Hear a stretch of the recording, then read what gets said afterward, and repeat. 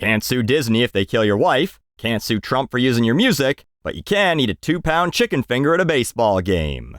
This and more fun every week at patreon.com/doseofbuckley.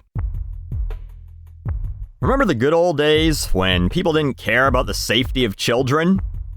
I know, what a wild way to begin a video, but no, you've all heard the boomer and Gen X memes and nonsense. We didn't have no helmets and drank water from gross hoses and had leaded gasoline and we turned out just fine. Sure you did. That's why you now believe everything a man who calls himself Cat Turd says on the internet. But even in the early 90s, I remember playing full-on tackle football at recess. And if a teacher saw us, they'd half-heartedly be like, hey, yeah, stop that. Touch football only. Turn their backs, and it'd be back to the kid with the early growth spurt mowing down grade 6ers. We used to have Royal Rumbles off 6-foot-high wooden playground equipment, throwing each other off it into the gravel and stones below. And the irony of all this is that the people who lived these lives, who go on the internet and say, all these kids are being pussified nowadays, they're the ones making the rules to protect them. Neil Mohan, current CEO of YouTube, he's 51, absolute Gen Xer. Former CEO Susan Wojcicki, who died of lung cancer recently, pour one out for Big Mama Suze, she was 56, also Gen X.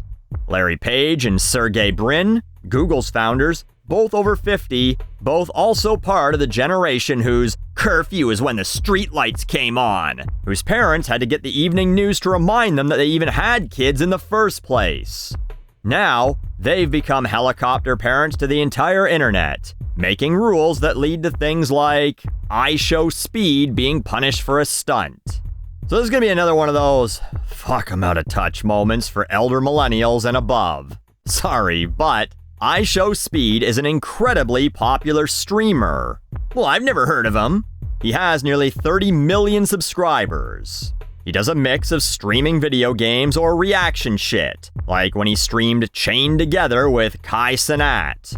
Buckley, did you just have a stroke? No, that's a real sentence that means something to someone in 2024. As well as his IRL streams, or in real life. Lately doing things like driving supercars in Germany or being mobbed in Norway. All this money to tour Europe or buy $500,000 cars, but the poor guy doesn't seem to be able to afford enough shirts. He recently attempted a stunt where he jumped over 2 cars. Whatever, how's that dangerous? I saw Wesley Two Scoops Berry jump over a car on American Gladiators 30 years ago. This might be the most obscure reference I've ever made. Well, Wesley didn't do it while they were driving 60 miles an hour at him. I don't think I'm allowed to show the footage since, spoiler alert, YouTube gave him a community guidelines strike for it, but he jumped a Lamborghini and a McLaren as they sped toward him. Some have claimed it's fake. I don't know, but YouTube thought it seemed real enough. They gave him a 2-week timeout from streaming, according to some reports, and age-restricted the video because, oh my god, what if a kid was watching? They might go out and get their Lamborghini and McLaren and try and jump them. No, but this is all part of their harmful or dangerous acts, challenges, and pranks policy that says you can't show anything that poses an imminent risk of physical injury or acts performed by adults that have a risk of serious harm or death. Fucking up that jump, again, assuming it was real and not faked in some way, would certainly cause serious harm or death. Absolute best case scenario is that the only way he'd ever jump again is if he got enough speed off a ramp on his wheelchair. But I don't know, is it YouTube's job to police this? And why are they so inconsistent? For example, a few years back, his dick fell out of his boxer shorts as he stood up on stream, also on YouTube, and he received no penalty for that, aside from several months of people calling him IShowMeat. His audience, it's believed, is primarily children. So, a grown man exposing himself to kids? That's fine. But jumping over cars? Oh, that's too far! But YouTube's Helen Lovejoy patrol was busy that week. Only days later, they shut down a stream by a dude named Norme, who gives a shit, who was trying to break the Guinness World Record for longest time spent awake, which was 11 days and 24 minutes before Guinness stopped including it because they felt it was too dangerous. Johns Hopkins says sleep deprivation can cause memory loss and apparently people who sleep less also have a risk of becoming fatter. Okay.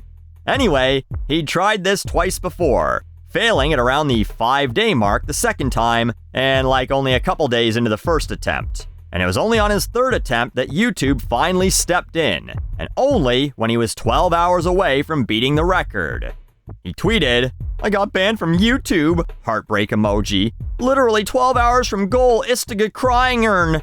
He then tried to go over to Kick, where he was almost instantly told to fuck off.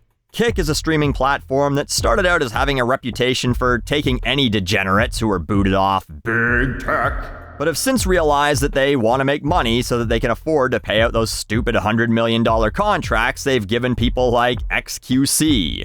Again, these are all real sentences in 2024. So, they're now trying to clean up their act to attract real advertisers. Norme finished the stream out on Rumble, the home of Sneeko, a man who thinks adults should be allowed to marry 15-year-olds. A-okay there!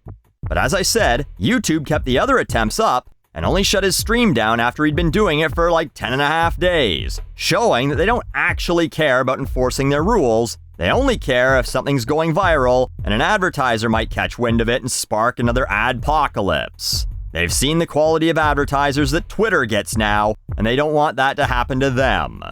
Although, they'll clearly make exceptions when you're the biggest YouTuber of all time. I hate to bring him up again twice in the same month, but it turns out that MrBeast was harboring a second pedophile. This one did some untoward things to an 11-year-old when he was 16. MrBeast hired him knowing that he had a criminal record, and YouTube still hasn't penalized him in any way or even made a little statement. Because they know if they lose him, that's a lot of revenue they lose. So, there's some sort of ratio of kids' safety to profits that they seem to measure on. Would the child endangerment cost us more or less than banning the YouTuber? If more, ban him. If less, it's fucking Hunger Games rules. Let them kiddies fend for themselves. Meanwhile, that's the shit they should deal with. Literal pedos? Get rid of them. But when it comes to IShowSpeed and Norme, I don't think that should be up to YouTube. Perhaps they should be forced to have some sort of warning that pops up. Hell, maybe it stays in the corner at all times. Warning, this person is performing a dangerous stunt. Do not attempt to do this yourself. Maybe with a link. Or, you know how cigarettes have those pictures of diseased lungs? IShowSpeed's video could link you to old photos of people who have been hit by cars off rotten.com. Maybe that's a little too far, but I don't believe this should be YouTube's job. Again, this is the job of parents to keep their kids safe. To tell them, hey, if you see some fucking screaming idiot trying to jump a Lamborghini on the internet, don't run out in the street and try and jump the neighbor's Volkswagen when he goes to work tomorrow. But parents don't want to have to take any responsibility. There was that mom on Twitter recently, bitching about how her kid spent hundreds of dollars over the course of a few days on in-game currency for Roblox, as well as an app called NBA Infinite. Want to know whose fault that is? Not Roblox, not Apple, hell, not even the kids. It's yours for A, not teaching them how money works, and B, by letting them have a phone with your credit card or payment preset up.